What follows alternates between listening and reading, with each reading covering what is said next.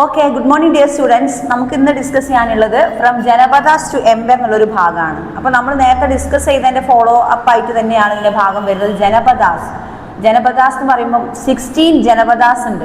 അതായത് മൗര്യ കാലഘട്ടത്തിൽ അന്നത്തെ ആ ഒരു അഗ്രികൾച്ചറിൻ്റെയും ആ ഒരു എന്താ പറയുക ഒരു കോർഡിനേഷനിലേക്ക് എത്തിയല്ലോ നമ്മൾ.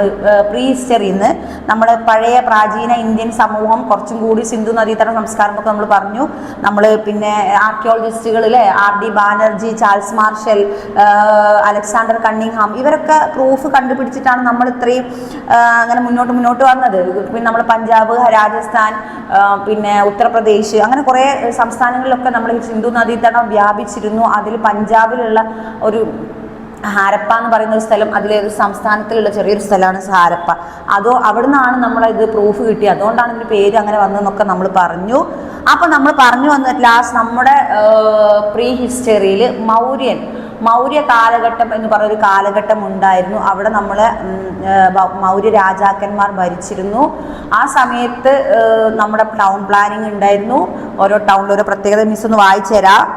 The last sub study later Vedic period ഒക്കെ നമ്മൾ എന്താണ് In this period, the center of economic and political activity shifted the Haryana western to eastern Bihar, with more rainfall in the better inflow of land. അപ്പോൾ ഇപ്പം miss വായിച്ചത് ഇപ്പോഴത്തെ ഹരിയാന കണ്ടല്ലോ, ആ പ്രദേശത്ത് മഴ റെയിൻഫാളും പ്രശ്നങ്ങളൊക്കെ വന്നപ്പോൾ to exploit the resources of Bihar of adjoining the region, people started using the more and more tools and to clear things force our cultivate hard soil this area.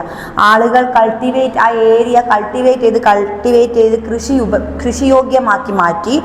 The evidence of the growth of agriculture come from the archaeological and literary source of period. അങ്ങനെ അവർ അങ്ങനെ കഠിനാധ്വാനം ചെയ്ത് കൃഷിയോഗ്യമാക്കി മാറ്റിയെങ്കിൽ അതിന് ചെറിയ ചെറിയ പ്രൂഫുകളും അവരവിടെ അറിയാതെ ദൈവം എന്ത് തെളിവ് അവശേഷിച്ച് പോകുന്നൊക്കെ നമ്മുടെ മമ്മൂട്ടിയുടെ സിനിമയിൽ CBI ഡയറിക്കുറിപ്പിൽ പറയുന്നത് പോലെ നമ്മൾ എന്തെങ്കിലും തെളിവ് പണ്ടത്തെ പ്രാചീന ജീവിച്ചിരുന്ന ആളുകൾ അപ്പോൾ അഗ്രികൾച്ചർ അവിടെ അത്രയും ഘോരമായ പ്രദേശമായിരിക്കും, കാടും അതൊക്കെ ഉണ്ട്. അപ്പോൾ അതൊക്കെ വെട്ടി മാറ്റിയ ഭയങ്കര കഠിനാധ്വാനം ചെയ്തിട്ടാണ് അവരവിടെ എന്തുണ്ടാക്കിയിട്ടുണ്ടാവുക, കൃഷി ചെയ്യാൻ ആ ഒരു വനം അല്ലെങ്കിൽ ആ ഒരു ഏരിയ മണ്ണൊക്കെ കിളച്ചുഴുതു മറിച്ച്. അപ്പോൾ അതിൻ്റെ മണ്ണിങ്ങനെ കിളച്ചുഴുതു മറിക്കുമ്പോൾ അതില്ലേ അവരെ ടൂളില്ലേ അതൊക്കെ പൊട്ടി ചിലപ്പോൾ മണ്ണിലൊക്കെ പോയിട്ടുണ്ടാവും. അതാണ് പിന്നീട് വർഷങ്ങൾക്ക് ശേഷം ആർക്ക് കിട്ടുന്ന RD ബാനർജിക്കൊക്കെ കിട്ടുന്നത്. അങ്ങനെ RD ബാനർജി മിസ് അങ്ങനെ പേരെടുത്ത് പറഞ്ഞതല്ല, പൊതുവെ ആർക്ക് കിട്ടുന്നത് ആർക്കിയോളജിസ്റ്റിന് കിട്ടുന്നത്. അങ്ങനെയാണ് എന്ത് വരുന്നത് ആർക്കിയോളജിസ്റ്റിന് മനസ്സിലാവുന്നത് ഇന്ന കാലഘട്ടത്തിൽ ഇന്ന സംഭവങ്ങൾ ഉപയോഗിച്ചിരുന്നു എന്നൊക്കെ അല്ലേ.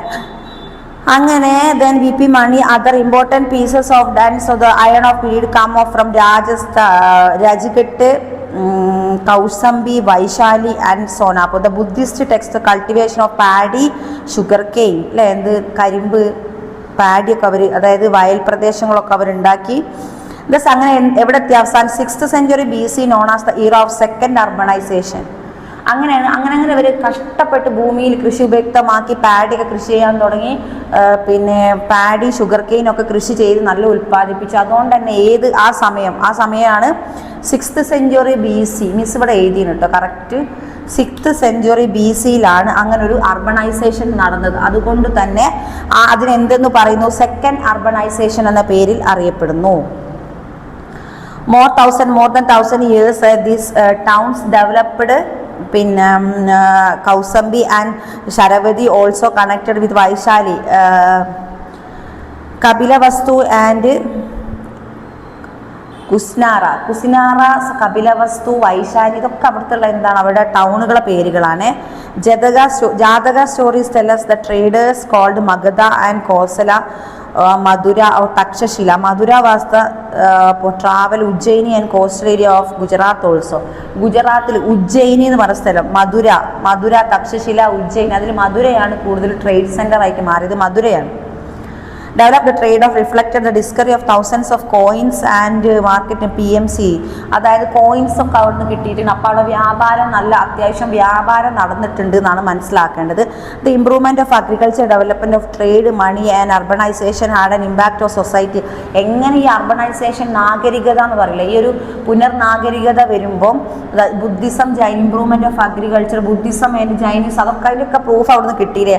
ആ സമയത്ത് അവിടെ ഇവരൊക്കെ ഉണ്ടായിരുന്നു. അതൊക്കെ അത്രയും നാഗരികതയിലേക്ക് പോയതുകൊണ്ടാണ് സെക്കൻഡ് അർബണൈസേഷൻ എന്ന് പറയാൻ കാരണം. Buddhism and Jainism were not only regions but challenged the Brahmanical dominance അല്ലേ. അന്നത്തെ കാലഘട്ടത്തിൽ ബ്രാഹ്മണർക്ക് ഒരു സമൂഹത്തിൽ ഉയർന്നൊരു എന്താ പവറായിരുന്നു. ആ സമയത്ത് അവരോട് ചലഞ്ച് ചെയ്ത് വെല്ലുവിളിയായി നിൽക്കുക എന്ന് പറയുന്നത് ബുദ്ധിസം ജൈനിസം എന്നീ രണ്ട് മതങ്ങൾക്ക് വലിയൊരു ചലഞ്ചസ് ആയിരുന്നു.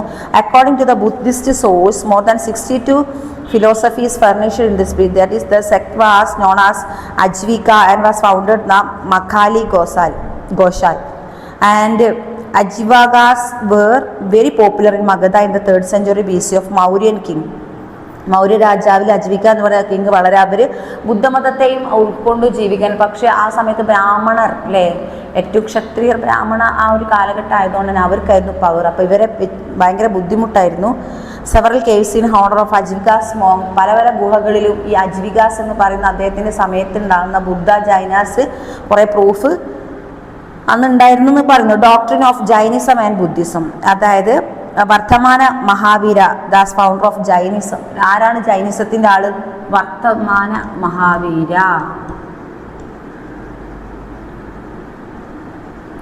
വർത്തമാന മഹാവീരനാണ് ജൈനിസത്തിൻ്റെ founder. And he was born in 599 BC near Vaishali in ബീഹാറിലാണ് അദ്ദേഹം ജനിച്ചത്. ഓക്കെ, മറന്നുപോയത് വർത്തമാന മഹാവീരനാണ് ആരുടെ ഫൗണ്ടർ? ജൈനിസത്തിൻ്റെ ഫൗണ്ടർ, ജൈനമതത്തിൻ്റെ പിതാവ്. തീർത്ഥങ്കര, എത്ര Tirthankara? The last Tirthankara of the Jainism. ജൈനിസത്തിലെ ഈ ഒരു ഫിലോസഫേഴ്സിനെ പറയുന്ന, അതായത് ഓരോരുത്തർ ഇങ്ങനെ മാറി മാറി ഇങ്ങനെ പറയുമല്ലോ ഇതിന് മതത്തെ പറ്റി, അതിൽ വരുന്ന ആളുകളുണ്ട്. അതിൽ കുറേ തീർത്ഥങ്കരന്മാർ എന്നാണ് അവരെ പണ്ഡിതന്മാരെ വിളിക്കുക. അതിൽ ദ ലാസ്റ്റ് തീർത്ഥങ്കരനാണ് ആര്? നമ്മുടെ മഹാവീരൻ. Believe that main goal of human life is purification soul of attainment of നിർവ്വാണം. അതായത് നമ്മുടെ ആത്മാവ് നിർവ്വാണത്തിലാണ്. മനുഷ്യന്റെ ലൈഫ് പോയിട്ട് വേറൊരു ലോകമുണ്ട്, അത് നിർവ്വാണം പ്രാപിക്കണം. ഈ freedom of birth and death, freedom of birth and death എന്നായിരുന്നു ആരുടെ വിശ്വാസം? ജൈനമതക്കാരുടെ വിശ്വാസം. Okay. And അനുവർത്ത of A small was comparison of monks. MONKS, monks എന്ന സന്യാസി, ബുദ്ധ സന്യാസിമാരാണ് monks. The most distinguished features of Jainism was concept of അനേകവാദ of സൈദാവാദ. It means turn of belief the അനേക, various of Angeles. വാദ means Angeles, അനേകം Angel മാലാഖമാർ വന്ന് കൊണ്ടുവന്നു. And it is known violence of, അതായത് അക്രമങ്ങളില്ലാത്തൊരു ലോകമാണ് ആര് മുന്നിൽ കണ്ടത്? ജൈന മതക്കാർ മുന്നിൽ കണ്ടത്. Then Buddhism, the founder of Buddhism was Gautama Buddha. ആരാണ് മിസ്? അത് മാത്രം എഴുതുന്നുണ്ട് കേട്ടോ. ഗൗതമ ബുദ്ധയാണ് ആര് ബുദ്ധിസം കണ്ടുപിടിച്ചത്. ഇറ്റ് വാസ് ബോൺ ഇൻ മറ്റേത് 599 ആണെങ്കിൽ ബുദ്ധൻ ജനിച്ചത് 566 BC അറ്റ് ലുംബിനി അല്ലെ, ലുംബിനിലാണ് ജനിച്ചത്. Located the foot hills of നേപ്പാളിലാണ് ആര് ജനിച്ചത്? നമ്മുടെ ബുദ്ധൻ ജനിച്ചത്.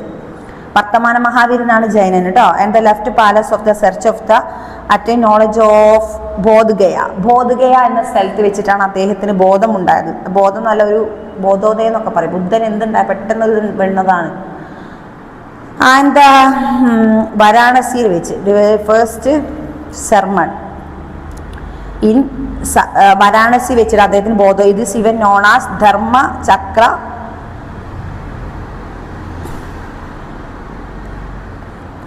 ധർമ്മചക്ര പ്രവർത്തന എന്നാണ് അതറിയപ്പെടുന്നത്. അദ്ദേഹത്തിന് ഒരു ബോധിവൃക്ഷ ചോട്ടിൽ വെച്ച് പെട്ടെന്ന് എന്തുണ്ടാവുന്നു? ഒരു ബുദ്ധന്റെ ഒരു ജ്ഞാനോദയം ഉണ്ടാവുന്നു.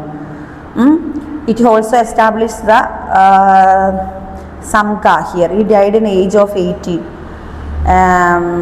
Kusinagara of Grapur of Eastern UP, and asked followers avoid to extreme the indulgence of earthly pressure, a practice of substance of asceticism. അതായത് അദ്ദേഹത്തിൻ്റെ പിൻഗാമികളോട് എന്താണ് പറഞ്ഞത്? നിങ്ങൾ അക്രമങ്ങളൊന്നും ഇല്ലാത്ത നല്ലപോലെ ജീവിക്കുക, ജീവിതത്തിന് ശേഷം നല്ല നിർമ്മാണം എന്ന് പറയുന്ന ഒരു ആത്മാവിന് ശാന്തി ലഭിക്കുന്ന ഒരു സംഭവം ഉണ്ട്, അതിലേക്ക് പോകണം എന്നൊക്കെയാണ് അദ്ദേഹത്തിൻ്റെ അനുവർത്തികളോട് പറഞ്ഞത്.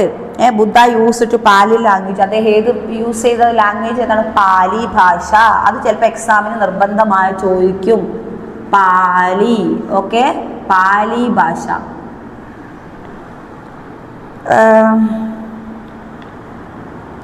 പാലി ഭാഷയിലാണ് അദ്ദേഹം ഗ്രന്ഥങ്ങളൊക്കെ എഴുതിയത്.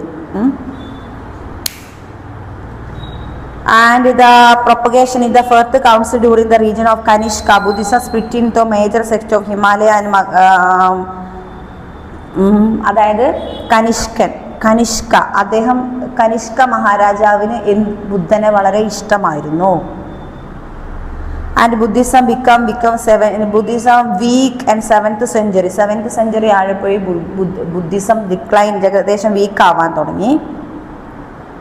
ഓക്കെ, അങ്ങനെ അവസാനം എന്ത് ചെയ്തു? ബുദ്ധമതം ഇല്ലാതെയായി. The 16th Mahajanapadas. ഇനി എങ്ങനെയാണ് നമുക്ക് 60s നമ്മുടെ ഹെഡിങ് എന്താണ്? മഹാജനപദ. ഈ മഹാജനപദ എത്ര ഉണ്ട്? 16 എണ്ണം.